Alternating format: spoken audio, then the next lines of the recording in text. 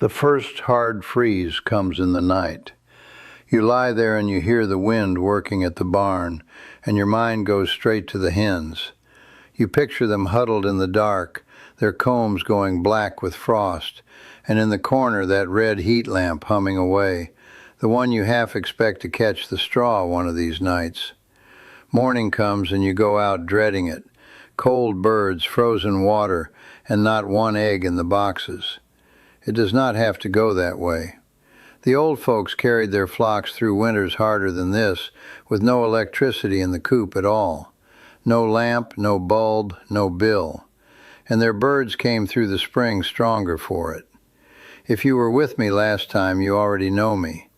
My name is Amish Yoder, and I keep my flock here in Holmes County, Ohio, where the winters do not play around.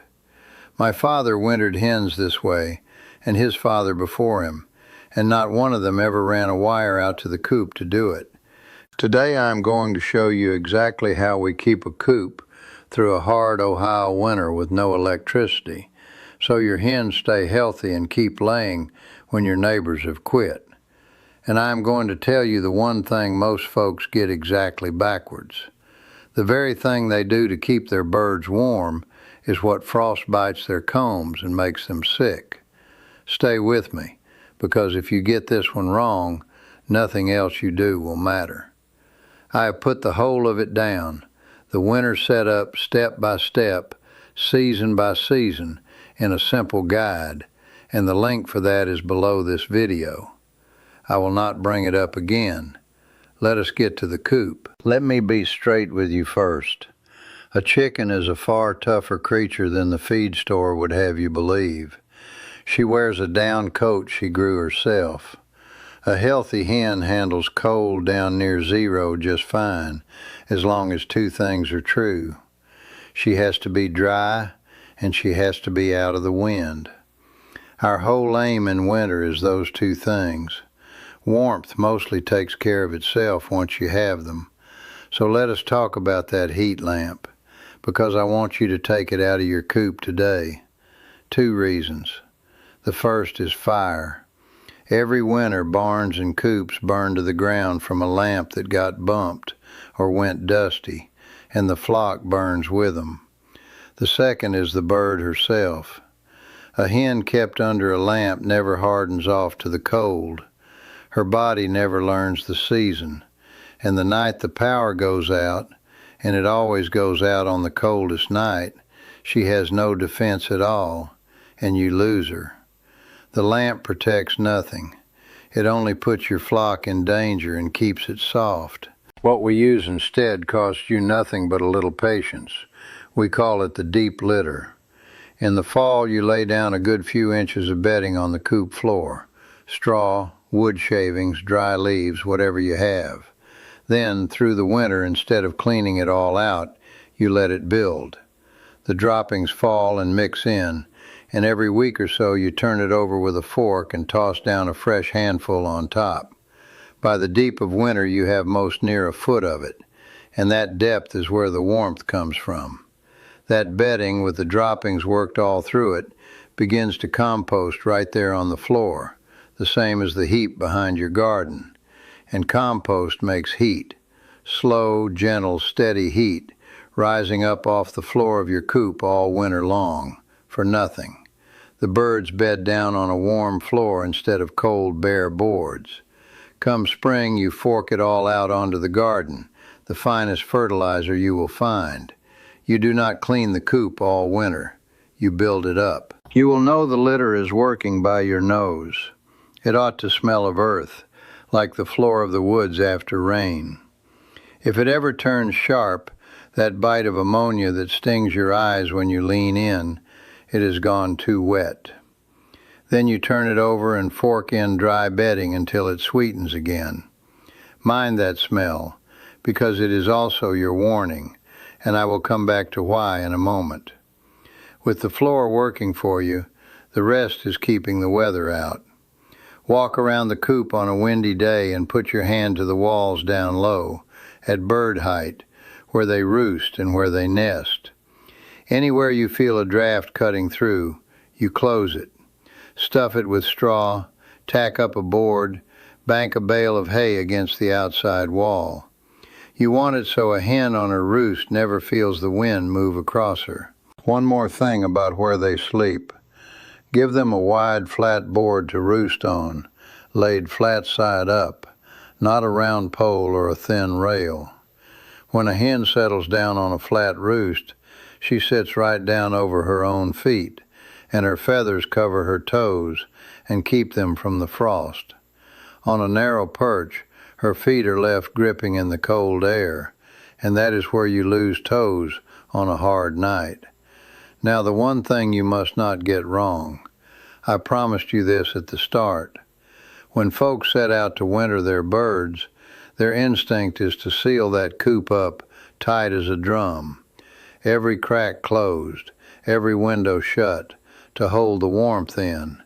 And that is the very mistake that frostbites combs and fills a coop with sick birds, because it is not the cold that harms a hen in winter, it is the damp. A flock breathes out moisture all night long, and the droppings give off more. In a coop sealed up tight, that wet air has nowhere to go. It hangs there. It settles on the combs and the wattles, and damp skin in cold air is the very thing frostbite needs. That same heavy, stale air is what brings on the coughing and the sickness, and it is the same sharp smell I told you to watch for in the litter. So you draft-proof down low, where they roost. But up high, above their heads, you leave a vent open, a gap under the eave, a small window cracked at the top. The wet air rises and slips out, and dry air takes its place. Dry, and out of the wind. That is the whole of it, and it is the part near everybody gets backwards. A word on feeding, since a cold bird burns more just to keep herself warm. Through the winter you feed a little heavier than you do in summer, and the best thing you can do is toss them a good handful of scratch grain, corn especially, right at dusk, the last thing before they go up to roost.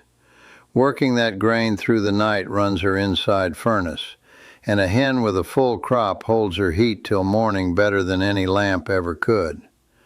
The water is the real winter chore, and I will not pretend otherwise. With no electric warmer it will freeze, and a hen cannot live on snow. She needs water to keep laying. We use deep black rubber tubs, set where the sun strikes them. They thaw quicker, and they will not crack when you knock the ice out of them of a morning. And we carry warm water out twice a day, morning and evening. It is a chore, but it is a few minutes, and it is the price of eggs in January. And on the bright cold days, let them out. A hen will not walk on snow if she can help it, so throw a little straw or some dry leaves down over a patch of it, and they will come out to scratch and take the sun, which does them a world of good. So what does all this buy you? Birds that come through winter dry, sound, and well-feathered, with good red combs instead of frostbitten black ones. No fire humming in the corner, no line added to your electric bill. And I will be honest with you. Your hens will lay far better than a cold, damp, shut-up flock ever could.